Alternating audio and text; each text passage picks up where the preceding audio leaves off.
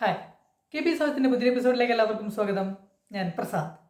നിങ്ങൾ ചെയ്യുന്ന ബിസിനസ് ആയിക്കോട്ടെ, നിങ്ങൾ ചെയ്യുന്ന ജോലി ആയിക്കോട്ടെ, അതിനെ ഒരു കരിയറായിട്ട് കാണണം എന്നൊരു കാഴ്ചപ്പാടുള്ള ആളാണ് ഞാൻ. ഒരു കരിയറും ഒരു സാധാരണ ജോലിയും തമ്മിൽ എന്താണ് വ്യത്യാസം? കരിയറിൽ യഥാർത്ഥത്തിൽ ഒരു പർപ്പസ് ഉണ്ട്. നിങ്ങളെന്ന വ്യക്തിക്ക് അവിടെ പ്രാധാന്യമുണ്ട്. നിങ്ങളെന്ന വ്യക്തിയിലൂടെ ചില കാര്യങ്ങൾ ചെയ്തു തീർക്കപ്പെടുകയും അതിനൊരു മീനിങ് ഉണ്ടാവുകയും ചെയ്യുക എന്നതാണ് കരിയർ കൊണ്ട് ഉദ്ദേശിക്കുന്നത്. അതായത് വെറും ജോബിൽ നമ്മൾ റെസ്പോൺസിബിലിറ്റീസ് മാത്രമേ കൈകാര്യം ചെയ്യുന്നുള്ളൂ. എന്നാൽ കരിയറിൽ നമ്മളൊരു പർപ്പസും ആ പർപ്പസിനനുസരിച്ചുള്ള റെസ്പോൺസിബിലിറ്റീസും, ഇങ്ങനെയാണ് കാര്യങ്ങൾ പോകുന്നത്. കരിയറിൽ ഒരു ഇമോഷണൽ കണ്ടന്റ് ഉണ്ട് എന്നതാണ് യാഥാർത്ഥ്യം. അപ്പോൾ നിങ്ങൾ ചെയ്യുന്ന ജോലിയിലോ ബിസിനസ്സിനെ ഒരു കരിയറായിട്ട് നിങ്ങൾക്ക് കാണാൻ പറ്റുന്നില്ല, അല്ലെങ്കിൽ അത് കരിയർ എന്ന നിലയ്ക്ക് പ്രവർത്തിക്കുന്നില്ല എന്നുണ്ടെങ്കിൽ നിങ്ങൾക്ക് സർവൈവ് ചെയ്യാൻ ബുദ്ധിമുട്ടായിരിക്കും. കാരണം ഇനി അങ്ങോട്ടുള്ള കാലത്ത് മനുഷ്യൻ മത്സരിക്കുന്നത് മെഷീൻസിനോടാണ്, മനുഷ്യനോടല്ല. അതുകൊണ്ട് നിങ്ങൾക്ക് നിങ്ങളുടെ പൊട്ടൻഷ്യൽ മുഴുവനായിട്ട് യൂസ് ചെയ്യാൻ സാധിക്കില്ല എന്നുണ്ടെങ്കിൽ നിങ്ങൾക്ക് വളരാൻ ബുദ്ധിമുട്ടായിരിക്കും. അതുകൊണ്ട് എങ്ങനെയാണത് മനസ്സിലാക്കുക? ഞാൻ ഈ പറയാൻ പോകുന്ന കാര്യങ്ങൾ നിങ്ങൾ സ്വയം ഒന്ന് അനലൈസ് ചെയ്ത് നോക്കുക. സത്യസന്ധമായ ഒരു അനാലിസിസിലൂടെ ഒരു കരിയറാണ് നിങ്ങൾക്ക് മനസ്സിലാക്കാൻ സാധിക്കും. ഒന്നാമത്തേത്, നിങ്ങൾ എന്ത് ചെയ്യുന്നു എന്നതുപോലെ തന്നെ പ്രധാനപ്പെട്ടതാണ് നിങ്ങൾ എന്തായി തീരുന്നു എന്നതും. അതായത് നിങ്ങൾ ചെയ്യുന്ന ജോലിക്കും നിങ്ങൾ ചെയ്യുന്ന ബിസിനസ്സിനോ നിങ്ങളുടെ ക്യാരക്ടറിനെ മാറ്റാനുള്ള കപ്പാസിറ്റി ഉണ്ട്. നിങ്ങളുടെ ക്യാരക്ടർ നിങ്ങളുടെ കരിയറിന് ആവശ്യമുള്ള ക്വാളിറ്റീസ് തന്നെയാണോ എന്നത് മനസ്സിലാക്കുക. ഒരു ഉദാഹരണം ഞാൻ പറയാം. നിങ്ങൾ ഒരു റിസപ്ഷനിസ്റ്റ് ആയിട്ടാണ് ജോലി ചെയ്യുന്നതെന്ന് വിചാരിക്കുക. ഒരു റിസപ്ഷനിസ്റ്റിൻ്റെ പ്രത്യേകത എന്താ? കസ്റ്റമറെ പെട്ടെന്ന് തന്നെ സ്വീകരിക്കുക, അവർക്ക് ആവശ്യമുള്ള സേവനം പെട്ടെന്ന് തന്നെ കൊടുക്കുക, അവരെ ആവശ്യമുള്ള സ്ഥലങ്ങളിലേക്ക് അവരെ ഡയറക്റ്റ് ചെയ്യുക. അതായത് ഒരു കസ്റ്റമർ വന്നു കഴിഞ്ഞാൽ ആ കസ്റ്റമറെ മനസ്സിലാക്കാനും ആ കസ്റ്റമറുടെ ആവശ്യങ്ങളെ മനസ്സിലാക്കാനും എങ്ങോട്ടാണ് അവരെ കൊണ്ടുപോകേണ്ടത് എന്ന് മനസ്സിലാക്കാനുള്ള കപ്പാസിറ്റിയാണ് ഒരു റിസപ്ഷനിസ്റ്റിൻ്റെ ക്വാളിറ്റി എന്ന് പറയുന്നത്. അപ്പോൾ ഈ ഒരു ജോലിക്ക് വേണ്ട പൊളൈറ്റ്നെസ് ആയിക്കോട്ടെ, പേഷ്യൻസ് ആയിക്കോട്ടെ, ഇത്തരം ഒരുപാട് ക്വാളിറ്റീസ് ഉണ്ട്. നിങ്ങൾ ചെയ്യുന്ന ജോലിയിൽ നിങ്ങളിൽ ഡെവലപ്പ് ചെയ്യുന്ന ക്വാളിറ്റീസ് ഇവയല്ല എന്നുണ്ടെങ്കിൽ നിങ്ങൾക്കൊരു മികച്ച റിസപ്ഷനിസ്റ്റ് ആയിട്ട് മാറാൻ സാധിക്കില്ല. നിങ്ങൾക്ക് പെട്ടെന്ന് ദേഷ്യം വരുന്നുണ്ട്, നിങ്ങൾ ഇമ്പൾസീവ് ആവുന്നുണ്ട്, നിങ്ങൾ എപ്പോഴും ഡിസ്സാറ്റിസ്ഫൈഡ്, നിങ്ങൾ കസ്റ്റമറോട് പലപ്പോഴും തർക്കിക്കേണ്ടി വരുന്നുണ്ട്, അങ്ങനെയൊക്കെ ഉണ്ട് എന്നുണ്ടെങ്കിൽ നിങ്ങൾ ഇരിക്കുന്ന സീറ്റ് നിങ്ങളെ മാറ്റിയെടുക്കുന്നത് ആ വേണ്ട ക്യാരക്ടറായിട്ടല്ല. അപ്പോൾ നിങ്ങളിൽ വരുന്ന വ്യത്യാസങ്ങൾ എന്തൊക്കെയാണെന്ന് മനസ്സിലാക്കുക. ഇത് മനസ്സിലാക്കാൻ ഒരു എളുപ്പവഴി എന്ന് പറയുന്നത് ഒരു യൂണിറ്റ് ടൈം ആലോചിക്കുക.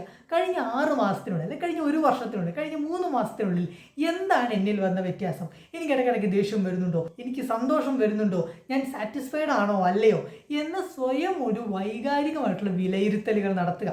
നിങ്ങൾ നെഗറ്റീവായ ട്രെൻഡിലാണ് പോയിക്കൊണ്ടിരിക്കുന്നത് എങ്കിൽ അതിനെ പോസിറ്റീവാക്കി മാറ്റാനുള്ള വഴികൾ അപ്പം തന്നെ ആലോചിക്കേണ്ടതാണ് എന്നതാണ്.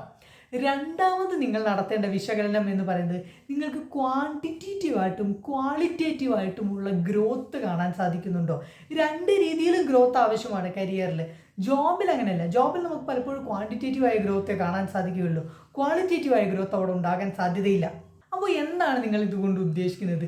നിങ്ങൾക്ക് മെഷറബിൾ ആയ എന്ത് മാറ്റമാണ് കാണാൻ സാധിക്കുന്നത്? ഫോർ എക്സാമ്പിൾ, നിങ്ങളുടെ ഫൈനാൻസിൽ നിങ്ങളുടെ സാമ്പത്തിക നില മെച്ചപ്പെടുന്നുണ്ടോ? നിങ്ങളുടെ സമയത്തിൻ്റെ ഉപയോഗം മെച്ചപ്പെടുന്നുണ്ടോ? നിങ്ങളുടെ ഇമോഷണൽ സ്റ്റേറ്റ് മാറുന്നുണ്ടോ? നിങ്ങൾക്കൊരു മീനിങ്ലെസ്നെസ് ആണോ അനുഭവപ്പെടുന്നത് എന്ന രീതിയിൽ ക്വാണ്ടിറ്റേറ്റീവായിട്ടും ക്വാളിറ്റേറ്റീവായിട്ടും നിങ്ങളുടെ വൈകാരികാവസ്ഥ, നിങ്ങളുടെ സാമ്പത്തികാവസ്ഥ, നിങ്ങളുടെ ബുദ്ധിശക്തിയുടെ അവസ്ഥ, അങ്ങനെ ഏറ്റവും പ്രധാനപ്പെട്ട നിങ്ങളെന്ന വ്യക്തിയുടെ തലങ്ങളെ ഒന്ന് പരിശോധിച്ച് നോക്കുക.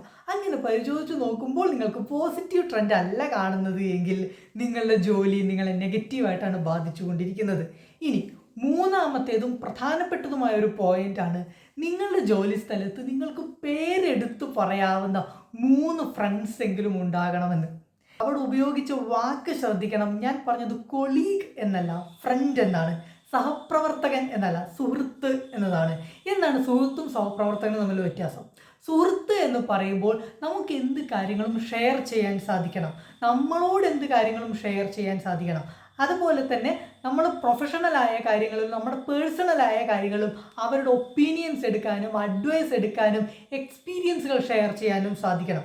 എന്നാൽ ഇത്രയ്ക്കൊന്നും സ്പേസ് നമ്മളൊരു സഹപ്രവർത്തകന് കൊടുക്കാറില്ല. പ്രൊഫഷണൽ ആയിട്ടുള്ള കാര്യങ്ങൾ നമ്മൾ പറയും, എന്നിട്ട് മിണ്ടാതിരിക്കും. ഇങ്ങനെയുള്ള ഏത് സ്റ്റേജിലാണ് നിങ്ങളുടെ ചുറ്റുമുള്ള ആളുകൾ ഉണ്ടാവുന്നത് എന്നൊന്ന് ആലോചിച്ച് നോക്കാം. നിങ്ങൾക്ക് പേരെടുത്തു പറയാവുന്ന 3 പേരെങ്കിലും ഇല്ല എന്നുണ്ടെങ്കിൽ വൈകാതെ തന്നെ നിങ്ങൾക്ക് വൈകാരികമായിട്ടുള്ളൊരു ബേൺ ഔട്ട് അനുഭവപ്പെടാൻ സാധ്യതയുണ്ട്. കാരണം നിങ്ങളെന്ന ഒരൊറ്റ വ്യക്തിയിലൂടെ ആയിരിക്കും റെസ്പോൺസിബിലിറ്റീസ് കടന്നു പോകുന്നത്. ഇത് ഞാൻ പറയാനുള്ള കാര്യം എന്താണെന്നറിയോ, ഞാൻ ഉൾപ്പെടുന്ന പുതിയ ജനറേഷൻ്റെ ചിന്താഗതികളിൽ എപ്പോഴും എൻ്റെ സന്തോഷം, എൻ്റെ കരിയർ, എൻ്റെ ഗ്രോത്ത് എന്ന ഒരു മൈൻഡ് സെറ്റാണ് ഫീഡ് ആയിക്കൊണ്ടിരിക്കുന്നത്. അത് അവരുടെ പേഴ്സണൽ ലൈഫിലായിക്കോട്ടെ, പ്രൊഫഷണൽ ലൈഫിലായിക്കോട്ടെ, എഡ്യൂക്കേഷണൽ ലൈഫിലായിക്കോട്ടെ, ഞാൻ എന്ന ഒരു തരം ഫീഡിംഗ് ആണ് അവരിൽ ഉണ്ടാവുന്നത്. എന്നാൽ എപ്പോഴും ആലോചിക്കുക, ഒരേ ചിന്താഗതിയുള്ള ഒരുപാട് പേർ ഒരുമിച്ച് നിൽക്കുമ്പോഴാണ് ടീം സ്ട്രെങ്ത് ഉണ്ടാവുന്നത്. സ്പ്ലിറ്റ് ചെയ്ത് കഴിഞ്ഞാൽ അവരുടെ സ്ട്രെങ്ത് നഷ്ടപ്പെടും. വളരെ പ്രശസ്തമായൊരു വാചകമാണ് lone wolves eventually starve to death എന്ന്. അതായത് ഒറ്റയ്ക്ക് വേട്ടയാടുന്ന ചെന്നായ അധികകാലം ജീവിച്ചിരിക്കാറില്ല. അവർ കൂട്ടമായി നിൽക്കുമ്പോഴേ അവർ സർവൈവ് ചെയ്യാറുള്ളൂ. കാരണം strength of wolf is always a pack. കൂട്ടമായിട്ട് നിൽക്കുമ്പോഴേ മനുഷ്യനായാലും മൃഗങ്ങൾക്കായാലും പവർ ഉണ്ടാവുകയുള്ളൂ എന്നുള്ളതാണ്. അതുകൊണ്ട് നിങ്ങളുടെ അതേ ചിന്താഗതിയും നിങ്ങളുടെ അതേ കാഴ്ചപ്പാടും നിങ്ങൾക്ക് പാരലൽ ആയിട്ടുള്ള മൈൻഡ് സെറ്റുമുള്ള ആളുകൾ നിങ്ങളുടെ കൂടെ ഉണ്ടെങ്കിൽ മാത്രമേ നിങ്ങൾക്കൊരു ടീമായിട്ട് പ്രവർത്തിക്കാൻ സാധിക്കുകയുള്ളൂ. അതുകൊണ്ട് നിങ്ങളുടെ ബിസിനസ് അല്ലെങ്കിൽ നിങ്ങളുടെ ജോലി ഇതിനെ ഒരു കരിയറാക്കി മാറ്റണമെന്നുണ്ടെങ്കിൽ അവിടെ നിങ്ങൾക്കൊരു പർപ്പസ് ഉണ്ടോ എന്നെപ്പോഴും ചിന്തിക്കുക. രണ്ടാമതായിട്ട് നിങ്ങൾക്ക് അവിടെ സാറ്റിസ്ഫാക്ഷൻ ഉണ്ടോ എന്ന് ചിന്തിക്കുക. മൂന്നാമതായിട്ട് നിങ്ങൾക്ക് ഹാപ്പിനെസ് ഉണ്ടോ എന്ന് ചിന്തിക്കുക. ഇത് മൂന്നും സംഭവിക്കുന്നില്ല എങ്കിൽ ഒന്നുകിൽ നിങ്ങളുടെ ചിന്താഗതിയിൽ എന്തോ പ്രശ്നമുണ്ട്, അല്ലെങ്കിൽ നിങ്ങളുടെ ആറ്റിറ്റ്യൂഡിൽ എന്തോ പ്രശ്നമുണ്ട്, അതല്ലെങ്കിൽ നിങ്ങളുടെ കാഴ്ചപ്പാടുകളും നിങ്ങൾ വർക്ക് ചെയ്യുന്ന സ്ഥാപനത്തിൻ്റെ അല്ലെങ്കിൽ നിങ്ങൾ കൊണ്ടു നടക്കുന്ന ബിസിനസ്സിൻ്റെ സ്വഭാവവും തമ്മിൽ ചേരായ്മയുണ്ട്. അത് ഫിക്സ് ചെയ്താൽ മാത്രമേ ഈ 3 കാര്യങ്ങളും നിങ്ങൾ ഉണ്ടാവാൻ സാധിക്കുള്ളൂ. അപ്പോഴേ നിങ്ങൾക്ക് സക്സസ്ഫുൾ ആയ ഒരു കരിയർ പടുത്തുയർത്താൻ സാധിക്കുകയുള്ളൂ. 10 വർഷം കഴിഞ്ഞ് പിറകോട്ട് തിരിഞ്ഞു നോക്കുമ്പോൾ എന്താണ് ഞാൻ ചെയ്തത് എന്ന ചോദ്യത്തിന് വ്യക്തമായൊരു ഉത്തരം ഉണ്ടാവണമെങ്കിൽ ഇന്ന് ഈ കാര്യങ്ങളൊന്ന് അനലൈസ് ചെയ്ത് നോക്കേണ്ടതാണ്. പ്രിയപ്പെട്ടവർക്ക് വീഡിയോ ഇഷ്ടപ്പെട്ടാൽ ദയവായി മറ്റുള്ളവർക്ക് ഷെയർ ചെയ്യുക, വീഡിയോ ലൈക്ക് ചെയ്യുക, അതുപോലെ ചാനൽ സബ്സ്ക്രൈബ് ചെയ്യുക. Thank you so much.